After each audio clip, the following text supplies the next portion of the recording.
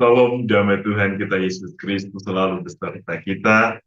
Salam jumpa kembali dalam renungan harian Santapan Jiwaku di pekan keempat dalam masa Advent. Saudara-saudari, semoga hari ini kita semua penuh sukacita untuk mendengarkan firman Tuhan, penuh sukacita karena persiapan kita untuk merayakan kelahiran Tuhan sudah semakin dekat.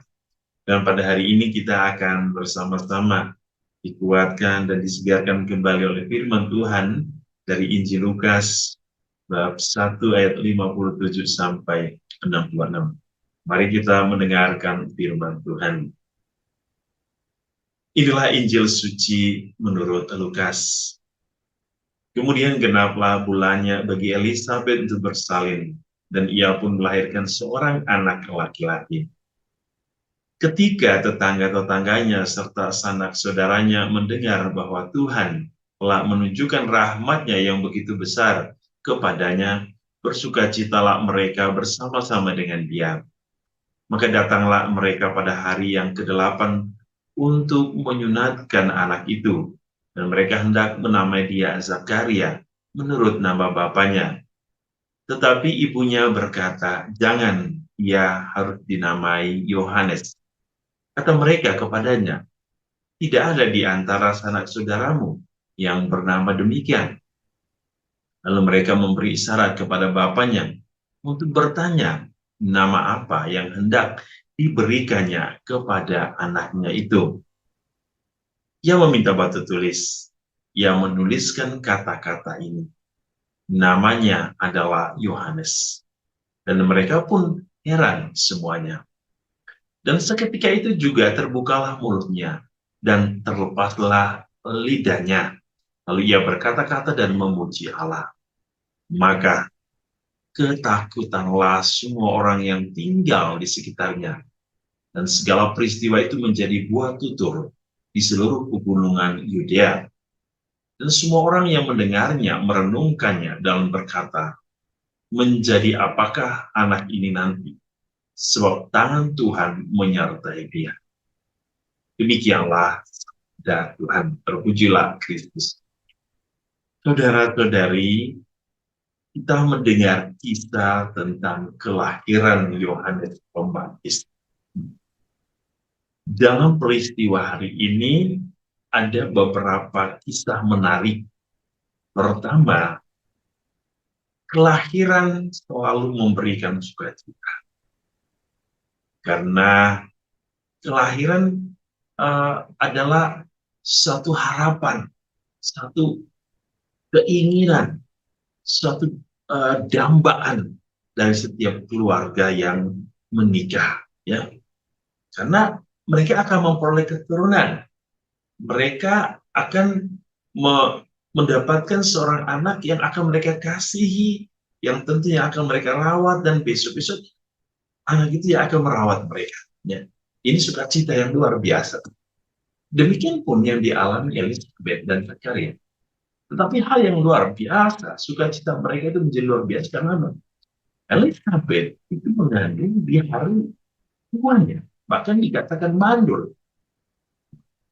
Dari peristiwa ini, Yesus mau mengajarkan kita bahwa kelahiran itu adalah suatu rahmat ilahi Allah yang senantiasa dimaknai sebagai sukacita, sebagai suatu rahmat, berkat, kasih karunia.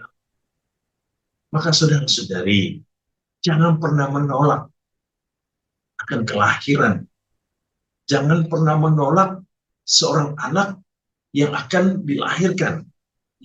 Atau dengan kata lain, ketika seorang ibu mengandung, jangan ada punya keinginan untuk diaborsi.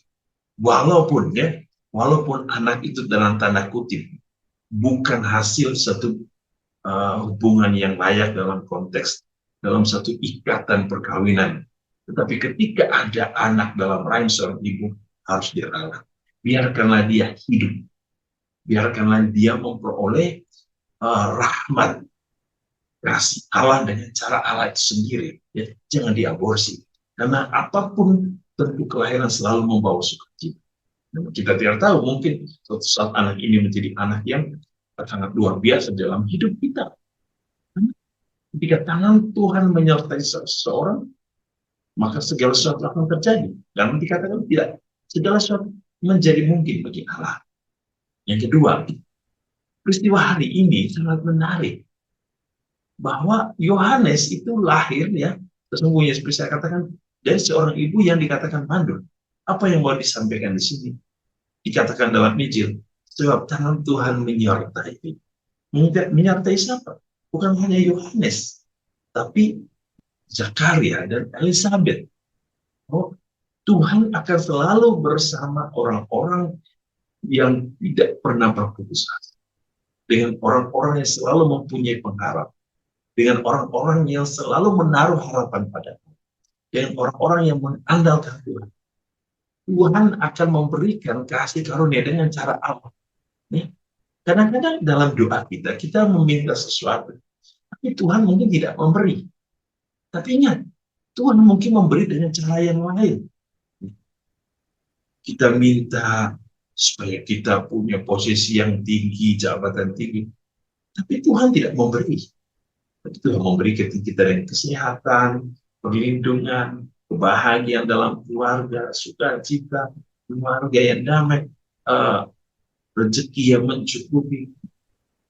Itulah cara Allah, bahwa mungkin kadang apa yang kita minta tidak diberikan oleh Allah, karena Allah menyediakan sesuatu sesuai dengan rencana Allah, bukan sesuai dengan rencana manusia.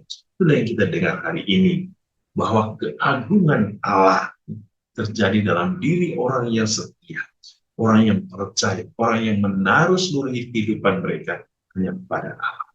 Semua kita juga semakin setia kepada Allah, semakin percaya dan mengandalkan Tuhan dalam kehidupan kita. Dalam situasi apapun, kita harus yakin bahwa Tuhan tidak pernah meninggalkan kita.